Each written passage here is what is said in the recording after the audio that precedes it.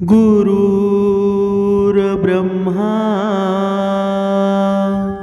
गुरुर्विष्णू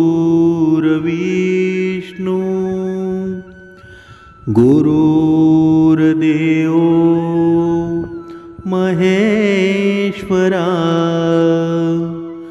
सद्गुरु साक्षात परब्रह्म तस्मै श्री सद्गुरुवे नमः। जय जय रघुवीर समर्थ श्रीराम समर्थ। सद्गुरु चरणांना नतमस्तक होऊन आपण या शुभ्र सकाळच्या वातावरणामध्ये या निरूपणाची सुरुवात करूया। मायबाप सज्जनांचं स्वागत आहे। समर्थांनी सांगितलेलं आहे की या जगामध्ये या विश्वामध्ये जर सुंदर कोणतं नातं असेल ना तर ते आहे पती पत्नीचं, नवरा बायकोचं सर्वात सुंदर नातं समर्थांनी म्हटलेलं आहे। म्हणजेच काय, पण या नात्यामध्ये बघा कटुता निर्माण होत असते। कधी कधी काहींच्या आयुष्यामध्ये हे नवरा बायकोचं नातं आहे ना, कधी कधी मैत्रीचं नातं सुद्धा निर्माण होतं। आणि जेव्हा हे नवरा बायकोचं नातं असतं ते मैत्रीमध्ये जेव्हा रूपांतर होतं ना तेव्हा त्या नात्यामध्ये खरं सुख समाधान असतं। म्हणजेच काय, म्हणजेच जेव्हा दुसऱ्या नात्यामध्ये भांडण तयार झालेलं असतं, म्हणजे भांडण झाल्यावर महत्त्वाचा प्रश्न असा उरतो की माघार कोणी घ्यायची बरं। पण समर्थांनी सांगितलेलं आहे ज्याला सुखी व्हायचं आहे ना त्याने पहिली माघार घ्यायला हवी। पण जेव्हा माघार घ्यायची वेळ येते तेव्हा माणसाच्या मनामध्ये नम्रता राहते का? अजिबात राहत नाही। त्याच्या मनामध्ये बघा राक्षसरूपी वृत्ती तयार होते आणि तो कधीच माघार घेत नाही।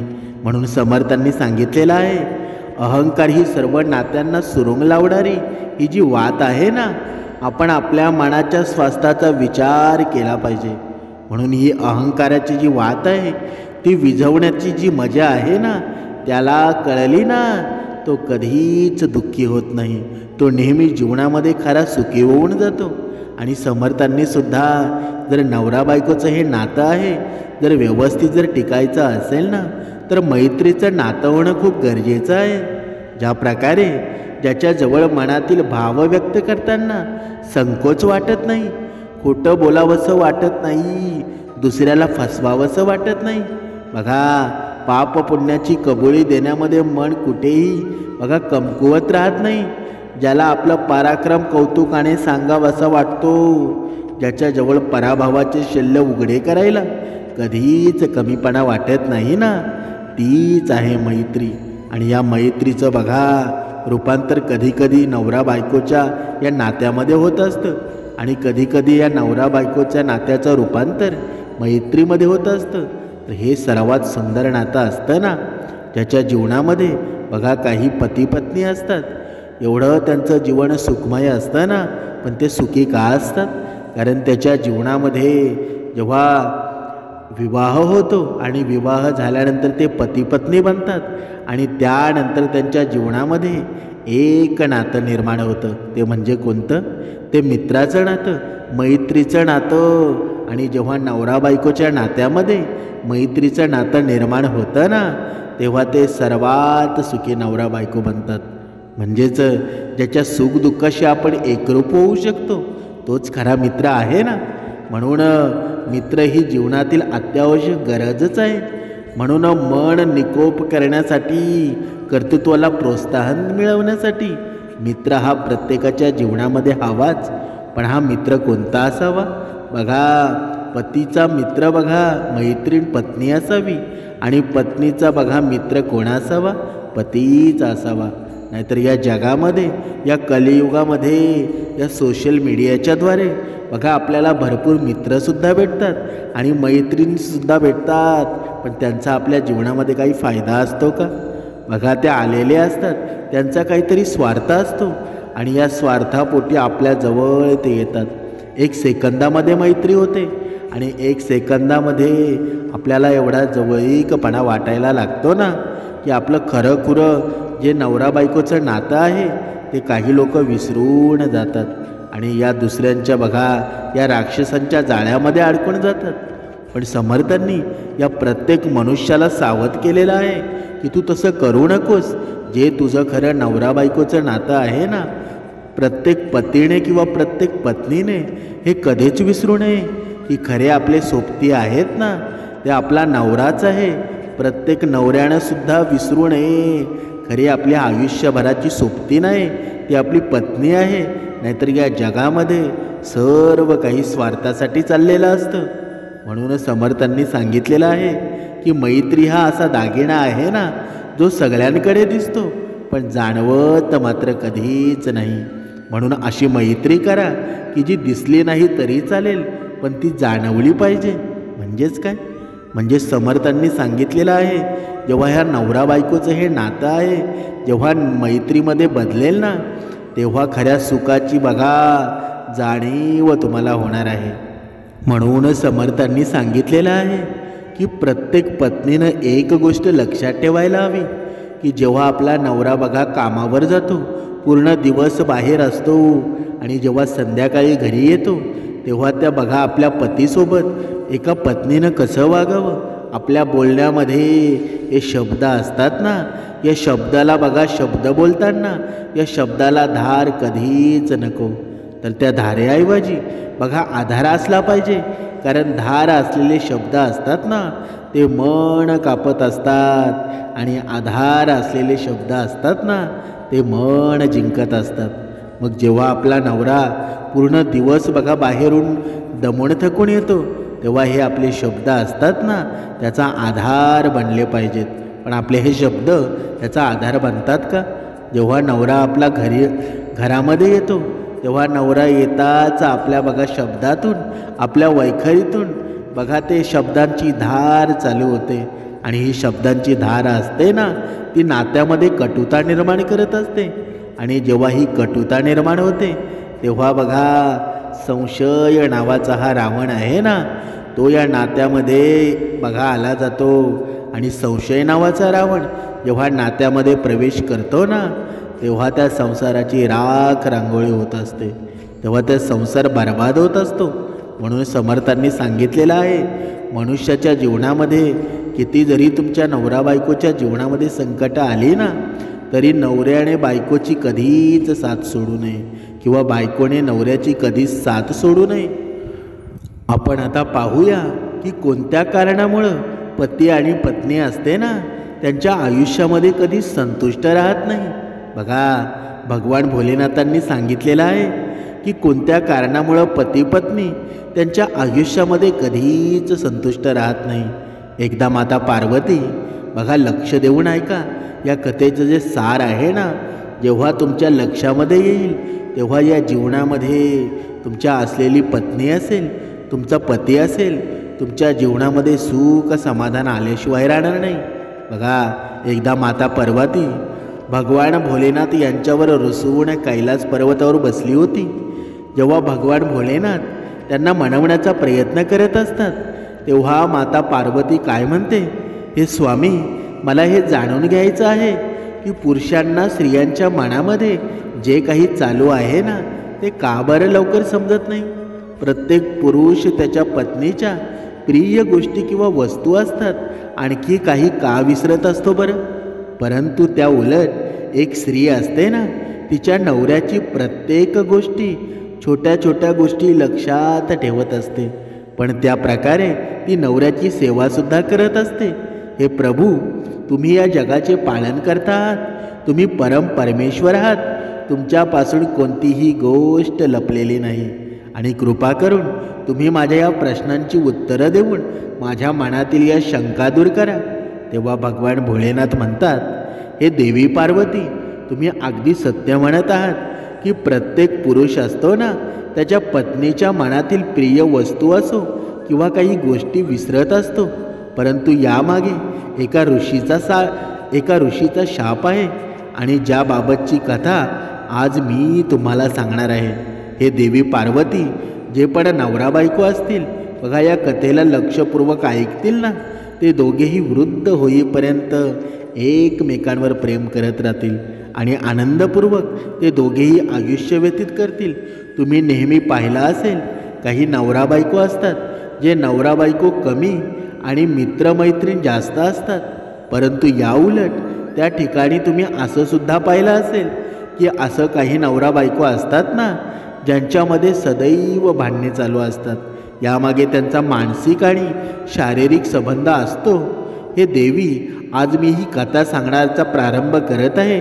मला आशा आहे की तुम्ही या कथेला ध्यानपूर्वक नक्कीच ऐकाल. ही कथा पूर्ण ऐकल्यानंतर तुम्हाला नक्कीच कळणार आहे की नवरा बायकोमध्ये प्रेमसंबंध कशा प्रकारे वाढत असतो.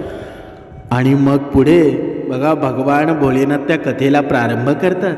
भगवान भोलेनाथ म्हणतात, हे देवी पार्वती, जेव्हा त्रेतायुगाचा प्रारंभ झाला होता ना, तेव्हाची ही गोष्ट आहे. आणि गुरुवंशाचे राजा दुष्यंत होते आणि दुसऱ्या बाजूला राजा दशरथ यांचे पुत्र प्रभू श्रीराम यांचा सुद्धा त्याच वेळेला जन्म झाला होता. या दोन्ही घटना एकाच वेळेच्या आहेत. या गोष्टीचा वर्णन रामायण आणि महाभारत या दोन्ही ठिकाणी आपल्याला मिळतो. भगवान भोलेनाथ पुढे देवी पार्वतीला एका दिवसाची गोष्ट आहे. हस्तिनापुराचा राजा दुष्यंत शिकार करण्यासाठी वनामध्ये गेला होता आणि त्या वेळेला महाराज एका हरणीचा पाठलाग करत होते. आणि पाठलाग करत असताना महाराजांना खूपच तहान लागली आणि पाण्याच्या शोधामध्ये महाराज दुष्यंत महर्षी कण्व यांच्या आश्रमामध्ये पोचतात. आश्रमामध्ये हस्तिनापुराचे राजा दुष्यंत एका झाडाखाली सावळीमध्ये बसून आराम करत होते. तेव्हा तेथील ऋषींनी राजाजवळ येऊन रागाने राजांना म्हटलं, हे राजन, या वनामध्ये कुठल्याही प्राण्याची शिकार करणं अपराध आहे आणि हाच आमचा आदेश आहे. तेव्हा ऋषीचं हे बोलणं ऐकल्यानंतर राजा दुष्यंत यांनी शिकार न करण्याचा निर्णय घेतला आणि तसा त्यांनी ऋषींना वचनसुद्धा दिलं की त्यानंतर राजा दुष्यंत परत त्याच्या रथाच्या दिशेने जाऊ लागले. राजा निराश होऊन चालला आहे हे पाहून ऋषी राजाला आश्रमामध्ये थांबवण्यास म्हणाले. त्या ऋषींचा मान सन्मान ठेवून महाराज दुष्यंत यांनी त्यांचं बोलणं टाळलं नाही व ते ऋषींच्या आश्रमामध्ये विश्राम करण्यासाठी गेले. जेव्हा महाराजांना समजलं की तो आश्रम महर्षी कण्व यांचा आहे, तेव्हा राजाने प्रवेश करताना महर्षी कण्व यांना आवाज दिला. आवाज ऐकून राजाच्या समोर एक अत्यंत सुंदर आणि मनमोहक तरुण स्त्री, जिचं नाव होतं मायावती, ती राजाच्या समोर आली आणि तिला पाहून महाराज दुष्यंत त्या युवतीवर मोहित झाले. प्रत्येक अतिथीचा ज्या प्रकारे स्वागत केला जायचा त्याच प्रकारे त्या युवतीनं महाराज दुष्यंत यांचं देखील स्वागत केलं. आणि महर्षी यांच्या अनुपस्थितीच्या बाबतीत तिने महाराजांना सांगितलं. मायावती म्हणाली, हे राजन, महर्षी तर तीर्थयात्रेला गेले आहेत, परंतु तुमच्या इथे स्वागत आहे. भगवान शिव पुढे बघा, एक लक्षात ठेवा की ही गोष्ट आहे ना, भगवान शिव पार्वतीला सांगत आहेत.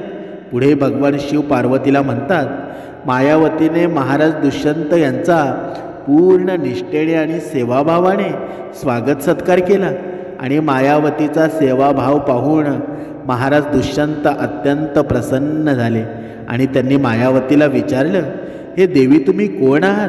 तेव्हा ती युवती म्हणजेच मायावती म्हणाली, महाराज, माझं नाव मायावती आहे आणि मी महर्षी कण्व यांची पुत्री आहे. मायावतीचं बोलणं ऐकल्यानंतर महाराज म्हणाले, महर्षी तर आजीवन ब्रह्मचारी आहेत, मग तुम्ही त्यांची पुत्री कशी? महाराज दुष्यंत यांची दुविधा पाहून मायावतीनं महाराजांना तिच्या अभागी जीवनाची सर्व हकीकत सांगण्यात सुरुवात केली. मायावती म्हणाली, हे राजन, वास्तविक पाहता मी राजश्री विश्वामित्र आणि स्वर्गाची अप्सरा मेनका यांची पुत्री आहे. माझ्या जन्माची खूप विचित्र कथा आहे. जेव्हा ऋषी विश्वामित्र घोर तपश्चर्या करत होते, तेव्हा देवराज इंद्राने त्यांची तपश्चर्या भंग करणं बघा त्या हेतू अप्सरा मेनका हिला पृथ्वीवर पाठवलं. त्या अप्सरेने राजश्री सोबत प्रेम संबंध स्थापित केले आणि ज्यामुळे माझा जन्म झाला. परंतु मला माझ्या वडिलांनी किंवा माझ्या आईने कोणीही पाळलं नाही. माझ्या मातेला या गोष्टीचं भय होतं की ऋषी विश्वामित्र त्यांना शाप देऊन भस्म करतील, आणि म्हणूनच त्यांनी माझा त्याग केला आणि मला एका वनामध्ये एकटीला सोडून मेनका स्वर्गामध्ये निघून गेली. तेव्हा त्याच वनामध्ये पक्ष्यांनी माझं रक्षण केलं. त्यानंतर एका दिवशी ऋषी कण्व त्याच मार्गाने चालले होते. तेव्हा त्यांनी मला पाहिलं, मला कडेवर उचललं. अशा प्रकारे ते मला या आश्रमात घेऊन आले आणि राजन धर्मानुसार जन्म देणाऱ्यापेक्षा पालनपोषण करणारा, अन्न देऊन प्राणाचे रक्षण करणारा पिता समानच पूजनीय असतोच ना. आणि म्हणूनच मी ऋषी कण्व यांची पुत्री बनली आहे. महर्षी कण्व यांनी मला कधी या गोष्टीची जाणीव होऊन दिली नाही की मी त्यांची सख्खी पुत्री नाही, आणि मी सुद्धा त्यांच्या स्वतःच्या वडिलांपेक्षा बघा त्यांना जास्त मानते. भगवान भोलेनाथ म्हणतात, हे देवी पार्वती मायावतीचं हे बोलणं ऐकल्यानंतर महाराज दुष्यंत त्यांच्याकडे आणखीच आकर्षित झाले. सोबतच महाराज दुष्यंत या मायावतीच्या सुंदरतेवर आधीपासूनच मोहित झाले होते. त्यामुळं महाराज दुष्यंत यांनी मायावतीकडे विवाहाचा प्रस्ताव टाकला. ते म्हणाले, हे मायावती, तुम्ही एक क्षत्रिय कन्या आहात.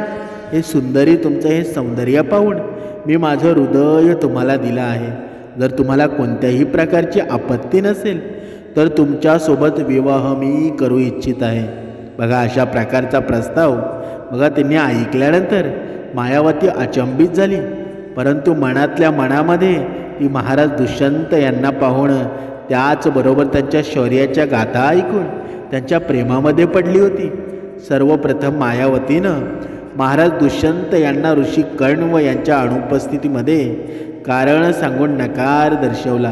परंतु राजा दुष्यंतने त्यांना हे सांगून म्हणवलं की तुम्ही एक क्षत्रिय कन्या आहात आणि धर्मानुसार कुठल्याही क्षत्रिय कन्येला तिच्या वराची निवड करण्याचा अधिकार स्वतःला सुद्धा आहे. आणि जरी ऋषी कण्व यांना समजलं की तुम्ही माझ्यासोबत विवाह केला तरीही सुद्धा ते तुमच्यावर क्रोधित होणार नाही. महाराज दुष्यंत यांच्या समजवण्यानं मायावतीनं महाराज दुष्यंत यांच्यासोबत विवाह करण्यास होकार दर्शवला. अशा प्रकारे दोघांनीही विवाह संपन्न केला. काही वेळ महाराज दुष्यंत यांनी मायावतीसोबत त्याच वनामध्ये व्यतीत केला आणि त्यानंतर एके दिवशी महाराज दुष्यंत मायावतीला म्हणाले, हे प्रिय, माझ्या खांद्यावर हस्तिनापूर राज्याची जबाबदारी आहे आणि मला आता माझे कर्तव्य पूर्ण करण्यासाठी हस्तिनापुरामध्ये जावं लागणार आहे.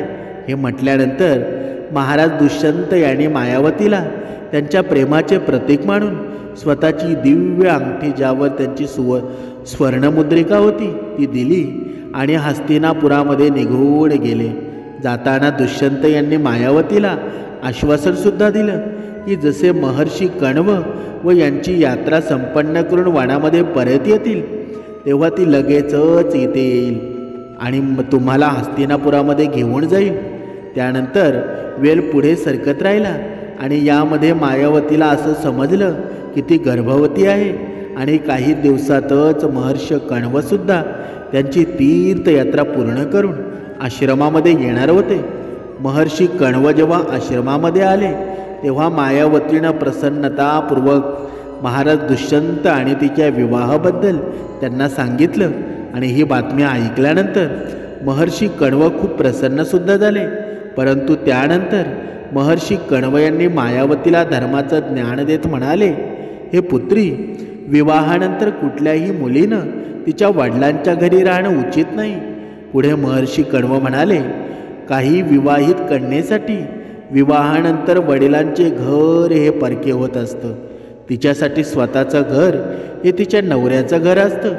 जी स्त्री पतीच्या सुखदुःखामध्ये त्याच्यासोबत असते अशी स्त्री तिच्या वडिलांचं नाव असतं ते उंच करत असते आणि कुठल्याही परिस्थितीमध्ये एका स्त्रीनं तिच्या नवऱ्याची साथ द्यायला पाहिजे. इतकंच म्हटल्यानंतर महर्षी कण्व यांनी त्यांच्या कन्येला समजावलं, हे पुत्री, तू एका योग्य पुरुषाची निवड केली आहे, ज्या पुरुषाचा तिन्ही लोकांमध्ये गुणगान आहे. त्यानंतर महर्षी कण्व आनंदाने त्याच्या पुत्रीला घेऊन 4 शिष्यांसोबत आणि एका दासीसोबत हस्तिनापुरासाठी निघतात. आश्रमापासून हस्तिनापुरासाठी निघताना मार्गामध्ये एका शिष्यानं मायावतीला एका तलावाजवळ थांबून विश्राम करण्यामध्ये सांगितलं. मायावतीसुद्धा थकलेली होती आणि म्हणूनच तिने सहमती देत तिथे विश्राम करण्याचा निर्णयसुद्धा घेतला.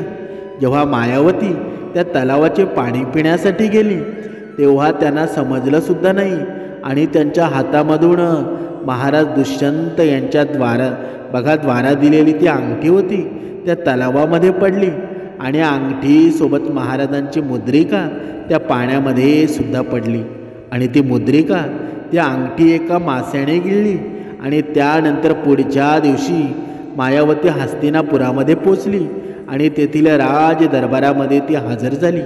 परंतु राजा दुष्यंत यांनी मायावतीला ओळखण्यास नकार दिला. महाराज म्हणत होते की मी तुम्हाला ओळखत नाही, ही स्त्री कोण आहे? महाराजांनी सैन्यांना हा आदेशसुद्धा दिला की या स्त्रीला आपल्या राज्याबाहेर काढण्यात यावं.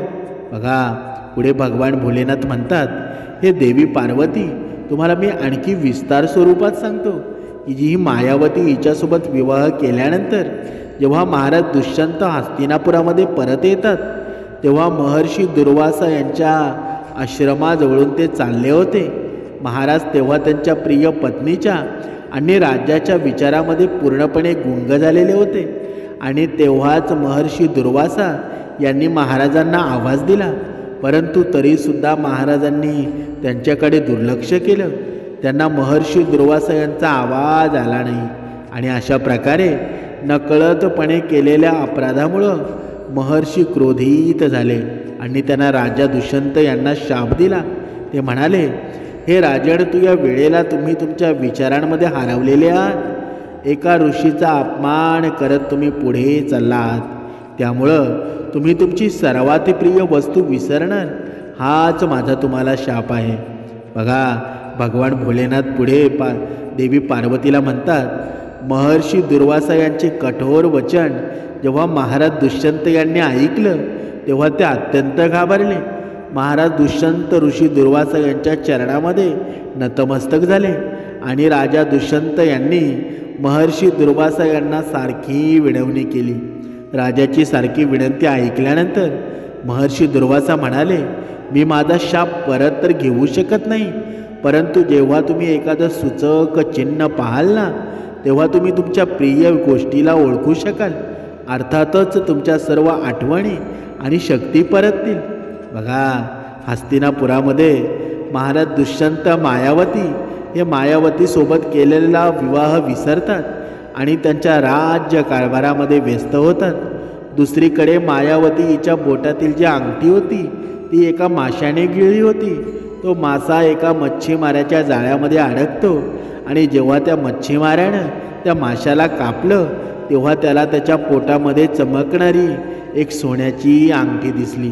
त्या अंगठीला पाहून तो मच्छीमार अत्यंत खुश होतो. त्याला ती दिव्य अंगठी विकायची होती. अंगठी घेऊन तो राज्यातील एका सोनाराजवळ पोचतो. जेव्हा सोनाराची ती अंगठी पाहिली तेव्हा त्या सोनाराचे लक्ष त्या अंगठीवर लिहिलेल्या नावावर म्हणजेच महाराज दुष्यंत यांच्या नावावर पडलं. ही अंगठी महाराज दुष्यंत यांनी स्वतःसाठी हजारो सुवर्णमुद्रा खर्च करून ही बनवलेली होती आणि त्यामुळं सोनाराला असं वाटलं की या मच्छीमाराने ती अंगठी कुठून तरी चोरली असावी. त्यामुळे लगेचच त्या मच्छीमाराला कोतवालाच्या हवालं केलं आणि त्यानंतर कोतवालाने अंगठी त्या मच्छीमाराला घेऊन महाराज दुष्यंत यांच्यासमोर हजर झाला. सुरुवातीला तर महाराज दुष्यंत यांनी त्या अंगठीला ओळखलं नाही, परंतु त्याच्यावरती बघा ती मुद्रिका होती. ती पाहून महाराज दुष्यंत यांना मायावतीच्या संदर्भात सर्व गोष्टी आठवू लागल्या. त्यांनी मच्छीमाराला विचारलं, तुम्हाला या अंगठी कुठे मिळाली? तेव्हा त्यानं सांगितलं, महाराज मला ही अंगठी महर्षी कश्यप यांच्या आश्रमाच्या शेजारी असणाऱ्या तलावामध्ये एका माशाच्या पोटामध्ये मिळाली आहे. तेव्हा महाराजांनी त्या मच्छीमाराला मुक्त करण्याचा आदेश दिला व त्यानंतर महाराज त्या मच्छीमाराला म्हणाले, तुम्हाला आमची पत्नी शोधण्यास आमची मदत करायला हवे. बघा भगवान भोलेनाथ पुढे म्हणतात, हे देवी पार्वती, मायावतीला अनेक वर्षे शोधण्याचे कार्य सुरू करण्यात आलं, परंतु मायावती तिच्या वडिलांच्या घरी परत न जाता महर्षी कश्यप यांच्या आश्रमामध्ये गुप्त पद्धतीने राहू लागली. महर्षी कश्यप यांना त्यांच्या दिव्यदृष्टीमुळं सर्व गोष्टींची माहिती होती आणि म्हणूनच त्यांनी मायावतीला त्यांच्या आश्रमामध्ये आश्रय दिला होता. दुसरीकडे देवता आणि दैत्य यांच्यामध्ये भीषण युद्ध चालू झालं. ज्याला आपण देवासुर संग्राम या नावाने सुद्धा ओळखतो. जेव्हा देवराज इंद्र यांनी महाराज दुष्यंत यांना देवतांच्या बाजूने लढाई करण्याला आमंत्रण दिलं, तेव्हा महाराज दुष्यंत लगेच त्यांच्याजवळ असणारे सर्व दिव्यास्त्र घेऊन युद्धासाठी हजर झाले. जेव्हा इंद्रसहित देवांना देवता महर्षी दधीच यांच्या जवळ जाऊन त्यांच्या हाडांपासून शस्त्र आणि अन्य काही अस्त्र त्यांनी प्राप्त केले. महाराज दुष्यंत यांनी भीषण युद्ध करून सर्व आसुरांचा वध केला आणि अशा प्रकारे त्यांनी स्वर्ग धर्माची स्थापना केली. व त्यानंतर देवताद्वारा सन्मान स्वरूपामध्ये महाराज दुष्यंत यांना एका विमानाची भेट करण्यात आली आणि त्यानंतर महाराज दुष्यंत पृथ्वीवर पुन्हा त्यांच्या राज्यामध्ये परत आले. पुढे भगवान भोलेनाथ म्हणतात, हे देवी पार्वती, जेव्हा राजा त्यांच्या विमानामध्ये बसून हस्तिनापुरामध्ये परत येत होता ना, तेव्हा त्यांनी पाहिलं की महर्षी कश्यप त्यांच्या आश्रमामध्ये एका छोटासा मुलगा 4 वाघांच्या मध्ये एकटाच खेळत होता. ज्याला पाहून महाराजाला अत्यंत आश्चर्य वाटलं. त्या बालकाला पाहून महाराजांच्या हृदयामध्ये प्रेमाची भावना निर्माण झाली आणि तिथे ते पोचले. त्या बालकाला मिठीमध्ये घेऊन जेव्हा महाराज पुढे चालले होते, तेव्हा मायावतीच्या मैत्रिणी मागून ओरडल्या आणि म्हणू लागल्या, हे भद्रपुरुष, तुम्ही इथे काय करत आहात? तुम्ही या बालकाला स्पर्श करू नका, अन्यथा तुम्ही जळून भस्म व्हाल. हा बालक महर्षी कश्यप यांच्या विशेष आशीर्वादाने दिव्यशक्तीचा ज्ञाता आहे. तुमचं हित यामध्येच आहे की तुम्ही बालकापासून दूर राहा. भगवान भोलेनाथ पुढे पार्वतीला म्हणतात, त्या बालकाच्या बाहूमध्ये अत्यंत विषारी साप बांधलेला होता आणि जो पण त्या बालकाला स्पर्श करायचा तेव्हा त्या विषारी सापाच्या विषामुळं तो व्यक्ती जळून भस्म व्हायचा. परंतु हे सर्व ऐकूनही महाराज दुष्यंत स्वतःला थांबवू शकले नाहीत. त्यांनी त्या बालकाला त्याच्या मिठीमध्ये घेतलं. तेव्हा त्याच वेळेला सर्व मैत्रिणींना आश्चर्य वाटलं. त्यांनी पाहिलं की त्या बालकाच्या बाहूमध्ये बांधलेले ते साप पृथ्वीवर खाली पडले आहेत. सर्वांना हे माहीत होतं की जेव्हा त्या बालकाला त्याचे वडील मिठीमध्ये घेतील तेव्हा तो साप पृथ्वीवर खाली पडेल. त्यावेळेला सर्व सखी, सर्व मैत्रिणी संपूर्ण जनता प्रसन्न झाली आणि पळतच मायावती जवळ गेल्या आणि त्यांनी सर्व वृत्तांत मायावतीला सांगितला. आणि हे मैत्रिणींचं बोलणं ऐकून या ऐकल्यानंतर मायावती सुद्धा पळत पळत महाराज दुष्यंत यांच्या जवळ आली.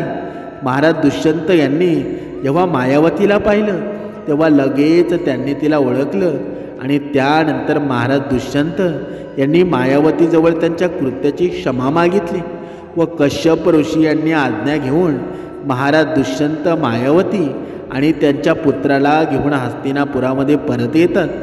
हस्तिनापुरामध्ये परत आल्यानंतर महाराज दुष्यंत यांनी सर्व प्रजेसमोर मायावतीला हस्तिनापूरची राणी स्वरूपामध्ये सादर केलं. महाराज दुष्यंत आणि मायावती यांचा तेजस्वी पुत्र ज्याचं नाव भरत ठेवण्यात आलं. आणि हा भरत मोठा होऊन भरत एक महान प्रतापी सम्राट बनला आणि त्याच्याच नावावर आपण कधी कधी म्हणत असतो की आपल्या देशाचं नाव भारत का आहे रे? हे भारत नाव आहे ना, हे या भारत मुलावरून ठेवण्यात आलेलं आहे. पुढे भगवान भोलेनाथ म्हणतात की हे देवी पार्वती, आता मी तुमच्या प्रश्नांचं उत्तर देतो की तुम्हाला हे जाणून घ्यायचं होतं ना की एखादा नवरा असतो त्याच्या बायकोच्या प्रिय गोष्टीबद्दल सारखा का विसरत असतो? जसं की पत्नीचा वाढदिवस असू द्या, विवाहाचा दिवस असू द्या, त्याचबरोबर पत्नीच्या सर्व महत्त्वाच्या गोष्टी असतात. तर पुरुषांना पत्नीच्या सर्व महत्त्वाच्या गोष्टी असतात ना, त्या विसरण्याचा शापच मिळालेला असतो. आणि म्हणून हे देवी, जर कुठल्याही नवऱ्याकडून नकळत ही चूक होत असेल ना, तर पत्नीने त्याला माफ करायला हवं. कारण स्वतः परमपिता ब्रह्म यांनी स्त्रीला पुरुषाच्या तुलनेमध्ये कित्येक पटीने अधिक सहन शक्ती दिली आहे. ज्यामुळे स्त्रिया असतात त्या पुरुषांच्या तुलनेमध्ये अधिक प्रमाणामध्ये समजूतदार असतात, भावूकसुद्धा असतात. आणि या शापाचा परिणाम आजसुद्धा आपल्याला पाहायला मिळतोय. हे देवी आणि म्हणूनच पती पत्नीमध्ये एकमेकांना समजून घ्यायला पाहिजे आणि मानसिक आणि शारीरिक रूपाने एकमेकांचं नातं घट्ट बनवायला पाहिजे. म्हणून भगवान भोलेनाथ पुढे देवी पार्वतीला म्हणतात, जे पण नवरा बायको असतात पूर्ण श्रद्धा भावनेने पूजा अर्चना करतात ना, मी त्यांच्याजवळ जीवनातील सर्व पाप असतात सर्व दुःख नष्ट करत असतो, तथा मृत्यूनंतर सुद्धा त्यांना मुक्ती मिळत असते. समर्थांनी सांगितलेलं आहे की या कथेचं तात्पर्य काय. ज्याप्रमाणे भगवान भोलेनाथांनी ही गोष्ट बघा पार्वतीला सांगून त्यांच्या मनामधील सर्व काही प्रश्न होते ना ते पूर्ण क्लिअर केले. म्हणजे काय, म्हणजे पती पत्नीचं नातं आहे ते जगामध्ये या विश्वामध्ये एवढं श्रेष्ठ का आहे बरं, हे आपल्याला या निरूपणामधून समजलं असेल. पण समर्थांनी सांगितलेलं आहे की प्रत्येक पत्नीनं आपल्या पतीची सेवा करायला हवी. कारण पती असतो ना तो परमेश्वरा समान असतो. कारण प्रत्येक पत्नीनं बघा संध्याकाळ सकाळी आपल्या पतीचं दर्शन घ्यायला हवं. कारण बघा कधीकधी आपण म्हणतो बघा जेव्हा लग्न जमतं बघा नवरा असतो आणि नवरी असते आणि नवऱ्यालाच नवर देव का म्हटलं जातं, नवरीला नवरी देवी का म्हणत नाही. बघा म्हणून पती परमेश्वर आहे, त्याची प्रत्येक पत्नीनं सेवा करायला हवी. बघा आता इथे प्रश्न येतो की एखादी स्त्री म्हणेल की बघा मी सुद्धा काम करते, मग माझी सुद्धा सेवा असते ना, ती पतीनं केली पाहिजे. पण पतीनं स्त्रीच्या पायाला हात लावणं चांगलं मानलं जात नाही. म्हणून पत्नीनंच पतीच्या पाया पडायचं असतं. बघा ही संस्कृती आहे ना, ही हिंदू संस्कृती आहे. प्रत्येक वेळेला प्रत्येक क्षणाला आपल्याला शिकवत असते की या जगामध्ये एवढं सुख भरलेलं आहे ना, जसं तुम्ही पाहाल ना, जसे तुमच्या डोळ्यांना सर्व दिसत आहे ना ते सुंदरच दिसायला हवं. आणि जेव्हा हे सुंदर दिसेल ना तेव्हा तुमच्या जीवनामध्ये सुख निर्माण होईल, तेव्हा तुमच्या जीवनामध्ये आनंद निर्माण होईल. म्हणून प्रत्येक पती पत्नीनं बघा संशय आपल्या जीवनामध्ये कधीच आणून देऊ नका. भक्ती मार्गामध्ये आपलं मन लीन करा आणि आपल्या घरातील सर्व बघा मंडळी आहेत ना त्यांना भक्ती मार्गामध्ये बसवा, श्रवणामध्ये बसवा. तेव्हा आपलं सर्व कुटुंब आहे ना सुख समाधानामध्ये राहील, आनंदी राहील.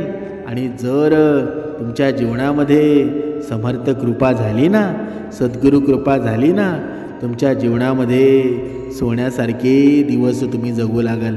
म्हणजेच काय समाधान निर्माण होईल. जरी सोन्याचे दिवस जरी आले नाही ना तरी चालेल, पण प्रत्येक भक्ताचं मागणं काय असावं, माझ्या जीवनामध्ये समाधान दे. पण मनुष्य समाधान कधी मागतो का, कधीच मागत नाही. तो नुसती धनसंपत्ती मागत असतो. पण धनसंपत्ती येऊनसुद्धा माणूस सुखी होतो का, कधीच सुखी होत नाही. ज्याच्या जीवनामध्ये समाधान नाही ना त्याच्याकडे कितीही धनसंपत्ती असू द्या तरीसुद्धा तो कधीच सुखी होत नाही. म्हणून समर्थांकडे जर तुम्हाला मागायचं असेल ना तर बघा पैशासाठी हे धन बघा मनुष्याच्या जीवनामध्ये येतच असतं, पण समाधान कधीच येत नाही. म्हणून मागायचं असेल तर सुखी समाधान मागा. तेच तुमच्या जीवनाचं मूळ आहे आणि तेच आयुष्यभरसुद्धा पुरणार आहे. म्हणून आपल्या आईवडिलांच्या चेहऱ्यावर आनंद निर्माण करा. तेच खरे मातापिता आहेत, तेच खरा भगवंत आहे. तुमच्या जीवनाचं सोनं झाल्याशिवाय राहणार नाही.